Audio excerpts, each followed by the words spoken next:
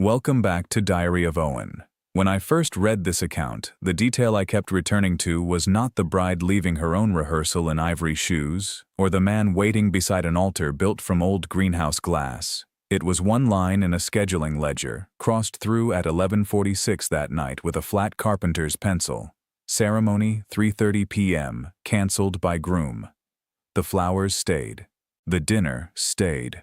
112 chairs stayed exactly where they had been placed. Only the promise was removed. Let's go back to the sound that came before it. The first thing I remember is the scrape of a chair leg across terrazzo. It was 5:42 on a Thursday evening, and the sound ran through the Brackenridge glass house with the sharpness of cutlery dropped in a quiet restaurant.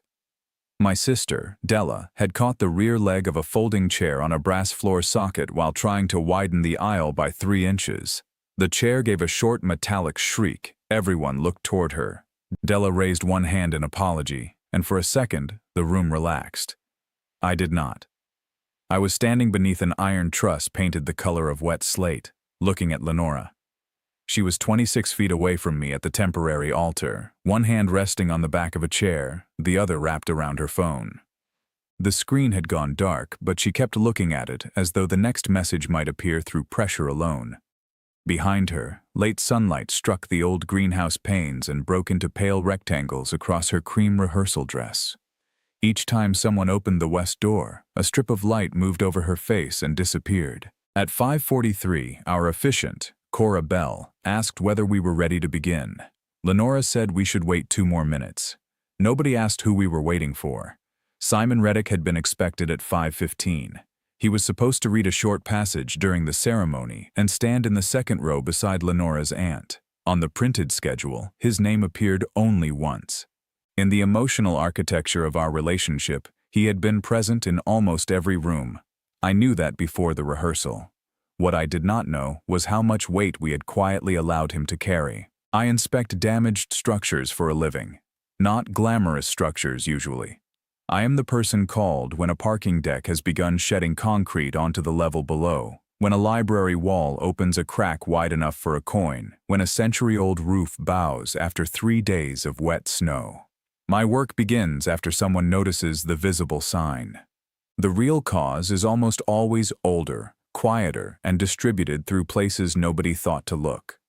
That evening, I was still treating Simon as a visible crack instead of a load path. Cora began without him.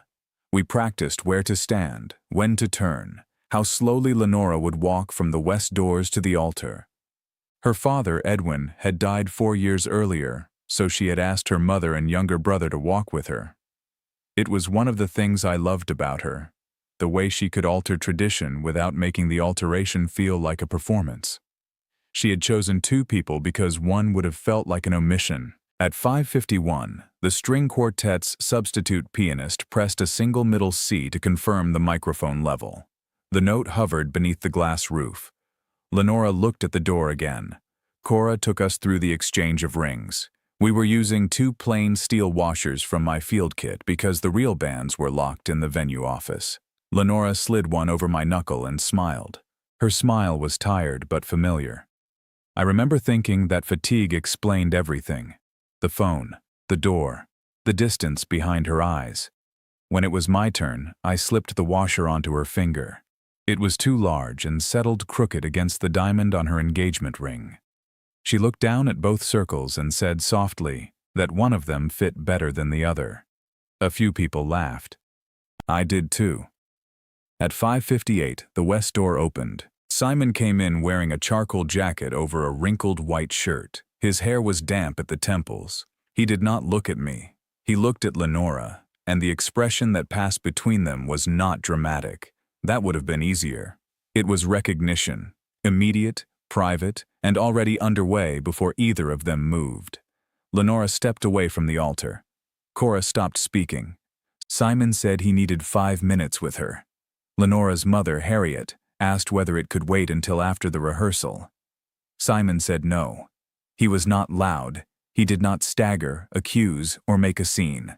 He stood just inside the door, with both hands open at his sides, as if he had arrived without weapons and expected that fact to count in his favor.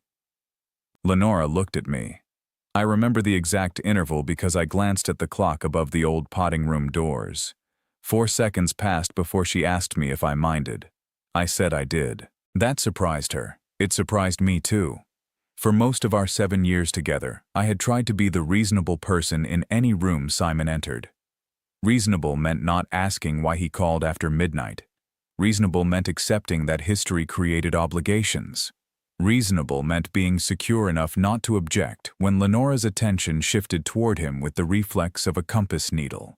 But there are moments when reason becomes a decorative word for surrender. I said we had 1 hour with the venue, family had driven in from 4 states, and the rehearsal had already started 43 minutes late. I asked Simon to wait. He looked at Lenora, not me. She said it would only take a minute. Then she walked toward him. The washer remained on her finger. They went through the west door and into the narrow courtyard between the glass house and the old boiler building. The door closed behind them with a hydraulic sigh. At 6:01, Cora asked whether we should continue with the processional. I said yes. We rehearsed the beginning without the bride. That is where the story appears to start, but the truth is that it began years earlier in a damaged library with rainwater coming through the ceiling. I met Lenora in October when I was 31 and she was 29. A windstorm had peeled copper flashing from the roof of the Marlowe Civic Library in Briarhaven. I was working for Harrow Pike Structural, and Lenora coordinated preservation grants for the Municipal Heritage Office. She met me at a side entrance in rubber boots, carrying a ring of keys large enough to belong to a prison guard. The East Reading Room had been closed for 6 days. Water had spread beneath the plaster, and a section of cornice had fallen across 3 tables. Lenora stood beside me while I tapped the ceiling with a pole and listened for hollowness. When another piece of plaster dropped behind us at 9:18, she stepped closer to the wall and said that if the building was trying to impress me, it needed better timing. We spent 11 hours together that day, marked the dangerous areas with red tape, moved 213 books, and ate vending machine sandwiches after every cafe closed. I wrote my number on the back of a moisture sheet. She called 2 nights later to ask whether I wanted the sheet returned. Our relationship grew in the dependable way I trusted. Thursday dinners became weekends. 11 months later, we rented a narrow house on Celandine Row with a kitchen floor that sloped 9 millimeters toward the sink. Lenora said living with a structural engineer meant no defect could remain charming. I told her charm was simply a defect with good lighting. For years, she repeated that line whenever the back door stuck. Simon existed from the beginning. He and Lenora had known each other since they were 16. They dated for 14 months in college, separated without hostility, and remained closer than most couples who stay together. Simon had taught her to drive a manual transmission. He knew why she hated marzipan. He had sat with her outside the hospital when her father received his diagnosis. Those facts did not threaten me individually. Together, they formed a history I could not enter and did not want to compete with. The first serious strain came during our 2nd year together. My father was having a kidney tumor removed in Denslow. Lenora came with me and packed coffee, fruit, 2 chargers, and a blue notebook because she knew I wrote things down when frightened. At 8:36, while we waited for the surgeon, Simon called. His car had broken down outside Bellwether. Roadside assistance was coming, but he said he was having trouble breathing. Lenora spoke to him in the stairwell, then returned with her coat over her arm and said she needed to drive north because Simon had nobody else. I looked at the closed operating room doors and said I did not want to make her stay. She returned after the surgeon had spoken to me and my father had reached recovery. She brought soup and apologized. I accepted both. Other moments were smaller. Simon called during our anniversary dinner and kept her in the lobby for 28 minutes. He came for a weekend after a breakup and stayed 11 days. When we chose a wedding date, Lenora checked his production schedule before calling her mother. Each incident had an explanation. Explanations are dangerous when they arrive individually. They can make a pattern look like a series of exceptions. I proposed 5 years after we met, on a maintenance walkway beneath the restored library roof. Lenora said yes before I finished asking. For the next 10 months, we were happy in ways that still matter to me.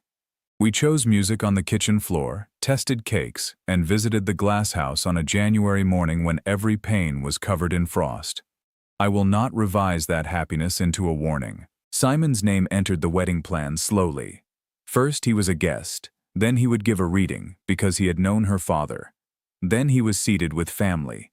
I agreed because I did not want to begin a marriage by treating her past as contraband. 3 months before the wedding, Simon's mother died suddenly. Lenora stayed in Bellwether for 4 nights. On the 3rd night, she called from his kitchen and said he kept asking why everyone he loved eventually left him. I asked what she had told him. Water ran in the sink, then stopped. She said she had told him she was still there. I heard the sentence as kindness. I did not ask what promise he heard. After the funeral, Simon called more often. 2 weeks before the wedding, I came home at 11:12 after inspecting a warehouse fire. Lenora was asleep on the sofa with her phone against her chest. Simon's name glowed above a message preview. I missed the version of us that knew what we were. I did not open it. I woke her and asked what it meant. She said Simon was grieving and talking about their past. I asked whether he wanted her back. She said not directly. I told her I needed a clear boundary before the wedding. No late-night calls, no private visits, no conversations about what they had been. She agreed and said she had already chosen me. That should have comforted me. Instead, I noticed the tense. Already chosen, as if the choice remained active and required maintenance. For the next 12 days, Simon did not call while I was present. Lenora seemed lighter. On Tuesday night, she practiced our first dance in socks while I counted under my breath. By Thursday afternoon, I had almost forgiven myself for doubting her. At 6:09, 8 minutes after Lenora left the rehearsal, Cora suggested we take a break. People dispersed carefully, pretending to examine flowers or check messages. Della brought me a glass of water. I did not drink it. Through the glass wall, I could see only part of the courtyard. A brick corner, a drain pipe, the rear bumper of Simon's car. At 6:14, the west door opened. Simon came back in alone. He walked past the chairs without meeting anyone's eyes and went toward the side corridor that led to the coat room. Harriet followed him. I went outside. The courtyard was cooler than the glass house. Evening had settled between the buildings, and the brick held the day's warmth beneath my palm when I touched the wall. Lenora stood near the iron gate with both arms folded. The steel washer was still on her finger. I asked where Simon was going. She said he was getting his things. I asked why. She said he could not stay for the wedding. There are questions that feel dangerous because the answer may change the shape of your life. I asked one anyway. I asked what he had said to her. Lenora looked toward the glass house. Through the panes, our families appeared softened and distant, figures inside an aquarium. She said Simon told her he could not watch her marry me because he still loved her. He said the last few months had made him understand that he had never stopped. He said if she married me the next day, he would leave Briarhaven and never contact her again. I waited. Lenora pressed her thumb against the washer and turned it around her finger. I asked what she had told him. She said she had not answered yet. I said the answer was supposed to be inside, at the altar. She flinched, but I did not raise my voice. She said it was not that simple. I asked what part was complicated. She said Simon had lost his mother, that he was not thinking clearly, and that she could not let him drive 90 miles in that state. I told her Harriet could drive him. Della could drive him. I could call a car and have it there in 12 minutes. I listed the options because that is what I do when a system appears to have only one path. Redundancy prevents collapse. There is almost always another route if the stated need is real. Lenora shook her head. She said he would not go with anyone else. I said that was his decision, not her obligation. She looked at me then, fully. There was anger in her face, but beneath it was relief. Not relief that I had solved anything. Relief that I had finally forced the hidden question into the open. She said I was making her choose at the worst possible moment. I said the moment had not been chosen by me. The west door opened behind us. Simon stepped into the courtyard, carrying his overnight bag. Harriet stood inside, crying silently. Simon said Lenora did not owe him anything. It was the most dangerous sentence he could have offered because it gave her permission to choose him while preserving the feeling that she had acted freely. Lenora walked toward him. I asked her to stop. She did. I said I would ask one question, and I would not ask it twice. I asked whether she was coming back inside with me to finish the rehearsal. She looked at Simon. Then she looked at the iron gate. She said she could not abandon him that night. I said leaving with him meant leaving me at our wedding rehearsal. She said it was not a choice between us. She was choosing the person who needed her most. I remember the sound of the drainpipe ticking as it cooled. I said that on this night, in this place, it was a choice. Lenora's mouth tightened. She said, "Then I suppose I am choosing the person who needs me." No one spoke. Simon looked at me for the first time. His face carried shame, but not enough to stop him. Lenora walked through the gate with him. At 6:23, the rear lights of his car turned red against the brick. She sat in the passenger seat. He pulled away slowly, as if careful driving could make the departure less final. The steel washer was still on her finger. I stayed in the courtyard until the sound of the engine disappeared. When I returned to the glass house, everyone looked at me with the same expression people wear when they are waiting for an engineer to say whether a building is safe to enter. Cora asked what I wanted to do. I said we should finish. Harriet whispered my name. I told her I meant the practical parts. The ushers needed to know where to stand. The quartet needed their timing. The caterer had a question about access to the loading door. None of those people had caused what happened, and I could not bear the thought of turning the room into a tribunal. So we finished the rehearsal without Lenora. Della walked the aisle in her place. She did not pretend to smile. At the altar, Cora skipped the vows and moved directly to the recessional. The pianist played the first 8 measures of the song Lenora had chosen, then stopped when nobody moved. At 6:51, the venue coordinator, Ansel March, handed me the ring washer Lenora had left on the stone ledge outside. He had wiped it dry. I put it in my pocket. The rehearsal dinner was scheduled for 7:30 at a private room above the Morrow Street Market. I went because the reservation was in my name and because 47 people were already there. I sat between Della and my uncle and ate half a bowl of soup I could not taste. Lenora's place remained empty. At 8:04, my phone rang. I let it ring. At 8:07, it rang again. At 8:12, a message appeared. Lenora said Simon had pulled over outside East Lark because he was crying too hard to drive. She said she needed time. She asked me not to make decisions while I was angry. I read the message twice. Anger was present, but it was not the largest thing in me. The largest thing was recognition. In structural investigations, there is a stage after the emergency is controlled, when the site becomes very quiet. The broken piece has already fallen. The alarms have stopped. You begin documenting what remains. Measurements become possible because the event is no longer moving. That was how I felt at 8:12. Not calm. Not yet. Still enough to measure. I looked around the dining room. Harriet was speaking to Cora near the windows. Della had one hand around my wrist, 2 fingers resting over my pulse, as if checking that I was still there. My uncle had folded his napkin into a narrow strip. People were trying not to watch me. I understood then that I had spent years protecting Lenora from the consequence of making a choice. Each time Simon needed her, I absorbed the cost quietly. I waited. I rearranged. I told myself, trust meant never asking her to prove where she stood. But trust is not the absence of boundaries. A bridge does not trust its cables by refusing to inspect them. At 8:19, I stood and asked for everyone's attention. I said there would be no rehearsal dinner speeches. I said Lenora had left with Simon because he was distressed and that I did not know when she would return. I said the food was paid for and should be enjoyed. I did not say the wedding was canceled because I had not made that decision yet. That last part mattered.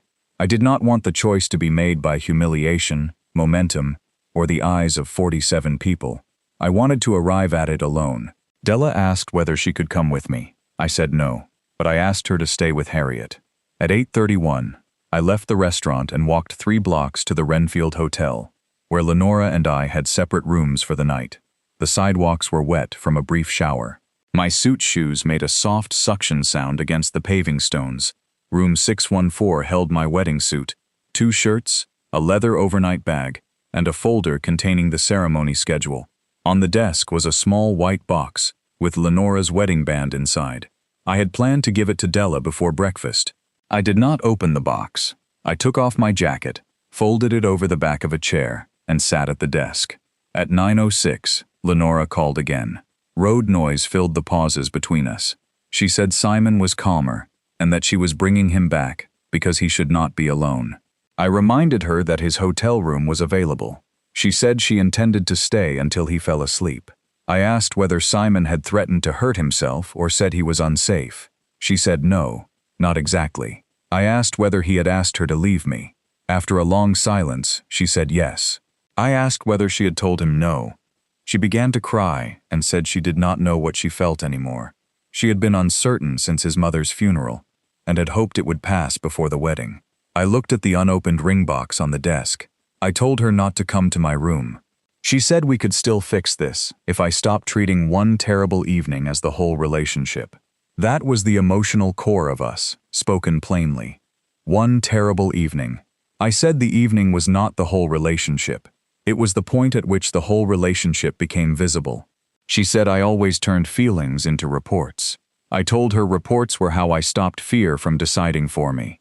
She asked whether I still loved her. I said yes. She asked whether that mattered. I said it was the reason the decision hurt. After the call, panic arrived briefly. I imagined the empty glass house, the unused dress, and the possibility that I was destroying 7 years because compassion had failed under pressure. Then I imagined marrying her at 3:30, while Simon slept 3 floors above us. The panic receded. A marriage cannot begin with one person waiting to learn whether they were chosen. The ceremony would not repair the failure. It would conceal it behind fresh finishes. At 10:02, I called Cora. She answered on the second ring. I told her the ceremony would not take place. She asked whether I wanted to postpone. I said no. She was silent, then asked whether Lenora knew. I said not yet. Cora said I should tell her before she heard from anyone else. I agreed. She asked if I wanted her to cancel the quartet, flowers, dinner, and venue. I looked at the folder. The wedding had become a collection of separate contracts: catering, music, rooms, transportation, photography, glasshouse access. Most were non-refundable after noon that day. Canceling them would not protect me. It would only create hurried phone calls and give everyone another problem to solve. I said no. I told Cora to cancel one thing only: the ceremony. She repeated the word to confirm. I said yes. At 10:11, she told me she would notify the venue and remove the marriage documents from the office. At 10:18, Ansel March called from the glasshouse. He asked whether he should strike the chairs and altar before morning. I said no. Harriet had arranged a family breakfast in the same space. The room could still be used. He asked whether I was certain. I told him certainty was not the same as being unhurt. He understood. At 10:26, I called Lenora. She answered immediately. I said there would be no wedding the next day. I had canceled the ceremony. Everything else remained paid for, including the rooms and meal. I said her family could use the glasshouse as long as they wished. She made a sound I had never heard from her before, low and breathless. She asked me not to do this. I said it was already done. She said she was on her way back to explain. I told her explanations belonged before choices, not after them. She said Simon had manipulated her grief and confusion. I said that might be true, but he had not taken her hand and walked her through the gate. She had done that herself. She asked where I would be. I said I did not know yet. She asked me to wait until morning. I looked at the small timetable card tucked into my wallet. The first train east left Briarhaven Central at 1:15. It stopped in Denslow at 2:02 and reached Halcyon at 5:48. I said no. She said she would come to the hotel anyway. I told her my key card would be at reception. Then I ended the call. At 10:34, I packed the navy suit, 2 shirts, toiletries, my field notebook, the ring box, and the steel washer. I left the garment steamer, extra shoes, and the whiskey my uncle had given me for the wedding night. Lenora's band went into the hotel safe. I wrote the access code inside the ceremony folder. On the final page, I wrote 6 sentences. There will be no ceremony. The rooms and meals are paid. Your ring is in the safe. Della has the apartment keys. I will arrange the rest through email. I am not coming back to Briarhaven. At 10:52, I gave the folder and my keycard to the desk clerk. Beside the elevators, a small sign welcomed guests to the Vale wedding. The clerk looked at my garment bag and said she was sorry. Outside, the rain had stopped. I walked toward the station because I needed the distance between one life and the next. At Morrow and 6th, I nearly turned toward our house. I imagined sitting at the kitchen table when Lenora returned, reducing the night into explanations until the pain became bearable enough to ignore. By morning, I might have accepted new promises simply because I wanted the old future back. I knew staying made surrender likely. At 11:31, Della called. She said Lenora had reached the hotel with Simon, but he left again after Harriet met them in the lobby. Lenora was safe and repeating that she had made a mistake. I asked Della to collect my father's blue notebook and the framed photograph from the library roof. Before we ended the call, she said she loved me. I said I loved her. At 11:46, the cancellation confirmation arrived from Cora. Ceremony removed from schedule. That was the one thing I canceled. At 12:08, Lenora came through the river doors of Briarhaven Central, wearing the same cream dress beneath a borrowed raincoat. Her hair had begun to fall from its pins. She found me beside track 4 and sat with 6 inches between our shoulders, while a cleaning machine moved across the far end of the concourse. She said Simon was gone. I asked where. She said she did not know. Then she said, choosing badly was not the same as choosing him forever. I told her forever was not the measurement. The measurement was the moment when a choice had been required. She said she had been frightened Simon would disappear from her life. I asked whether she had been frightened I would. She closed her eyes. When she opened them, she said she had thought I would always be there. The sentence was honest enough to hurt cleanly. She asked whether I could forgive her. I said probably, someday. She asked whether forgiveness meant we could still marry. I said no. Lenora cried without covering her face. Love did not vanish because it had become unsafe. My hand still knew where to rest between her shoulders. I wanted to comfort her, but I understood that comfort had often allowed us to avoid the truth. So I stayed beside her without touching her. She said Simon had told her in the car that leaving with him had to mean something. When she could not tell him what, he became angry. By the time they returned, he said he could not be responsible for ending our wedding if she remained uncertain about him. Then Lenora admitted she had not left only for his safety. Part of her wanted to see whether he would finally choose her openly. That completed the picture. I asked whether she had kissed him. She said no. I believed her. It did not change the decision. At 12:33, the departure board changed to boarding. She asked where I was going. I said Halcyon first. Harrow Pike had an office there, and my project director had offered a room. She asked when I would return. I said I would not. She said our home was in Briarhaven. I told her the rent was paid through the month and Della would collect my belongings. The objects could be divided by email, even if 7 years could not. The station announcement began. Lenora stood and stepped aside. She asked whether anything she could say would make me stay until morning. I looked at the woman who had carried books through a damaged library, sat beside my father after surgery, and known every ordinary detail of my life. Seeing all of her made leaving harder. It also made it honest. I said no. I walked through the gate and did not turn around. The train left at 1:16, 1 minute late. As Briarhaven receded, the river flashed silver between warehouses, then the last roof disappeared. At 2:02, we stopped in Denslow. At 3:27, Lenora sent a message asking whether I was awake. At 3:30, exactly 12 hours before our scheduled ceremony, she sent another message. She said she was sitting beneath the glass roof and did not know how a room could be so full and feel empty. I did not answer. At 5:48, I stepped onto the platform in Halcyon, with one bag and my wedding suit folded over my arm. My project director, Niles Venn, met me in an old green car. He had not asked for details on the phone. He handed me coffee and drove me to his house in silence. At 3:30 that afternoon, while our families ate food intended for a wedding, I was asleep in a room above Niles's garage. Della later told me the chairs remained in rows. Harriet moved the flowers onto the dining tables. Cora stayed for breakfast and helped explain what had happened to guests as they arrived. The quartet played quietly during the meal, because they had already been paid. No one stood at the altar. Lenora did. For several minutes, alone. I did not know that until months later. The practical ending of a shared life was less dramatic than the emotional one. On Monday, I emailed Lenora a list of accounts. We closed the joint credit card, sold the car, and divided the deposit. She kept the sofa and dining table. I kept the drafting lamp and the blue bowls my father had given us. Della packed my belongings into 14 boxes and mailed them to Halcyon. I rented a small apartment on Kestrel Avenue above a tailor's shop. The kitchen floor was level. The bedroom window faced a brick wall.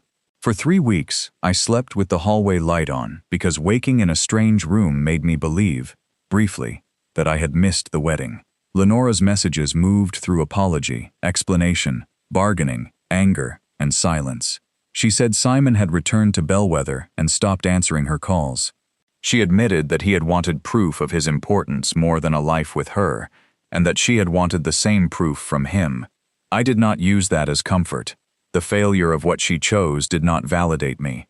I needed only to accept that, when asked, she had gone. 6 weeks after the rehearsal, she sent an email with the subject line, "No defense." She wrote that she had mistaken my steadiness for permanence. She believed I would remain available while she resolved every unfinished feeling in her life. She asked whether we could meet once. I replied that I did not think meeting would help. She asked whether I hated her. I said no. She asked whether I loved her. I waited a day before answering, then said, part of me probably always would. Work became the structure around my days. I took assignments no one wanted. Flooded basements, fire-damaged warehouses. A pedestrian bridge in North Bay closed after a truck struck one support. The main span had survived because the deck redistributed the load into adjacent members. When we removed the final support jack, my project director said the bridge had endured because it had somewhere safe to send the weight. Healing was less orderly. Some evenings, a song in a grocery store sent me outside without my basket. I began seeing a counselor who asked why I had believed love required me to be the least demanding person in the room. Over time, I understood that I had confused composure with self-erasure. Because I could absorb disappointment without visible damage, everyone, including me, assumed I could carry it indefinitely. 11 months after the rehearsal, a package arrived from Briarhaven.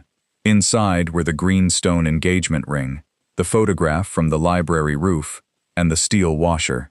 Lenora's note said only that the washer belonged with my tools. I placed it in the top drawer of my desk and mailed the ring back. It was hers, and I did not want to keep an object that represented a future neither of us could enter. Years passed. I never returned to Briarhaven. I did not need Simon to become a villain or Lenora to remain frozen in the worst choice she made. I remembered the life we had with accuracy, the laughter, the library, the sloping kitchen floor, and the courtyard where she walked through the gate. Both the love and the ending remained true. 5 years after the rehearsal, on a Thursday afternoon at 3:30, I was standing beneath the North Bay pedestrian bridge during its annual inspection. Rain had stopped 20 minutes earlier. Water gathered along the lower flange and fell in slow, regular drops onto the river path. I opened my field notebook to the page with the connection schedule. In the top drawer of my desk, the steel washer still lay beside a box of pencils. I had not looked at it in more than a year. I no longer needed to throw it away, and I no longer needed to keep it near me. It was simply an object that had once stood in for a ring. Above me, footsteps crossed the bridge. I checked the repaired plate, ran my thumb over the line where new steel met old, and marked the connection sound. Then I closed the notebook and walked to the far end, where the path continued beyond the river, and did not turn back toward Briarhaven.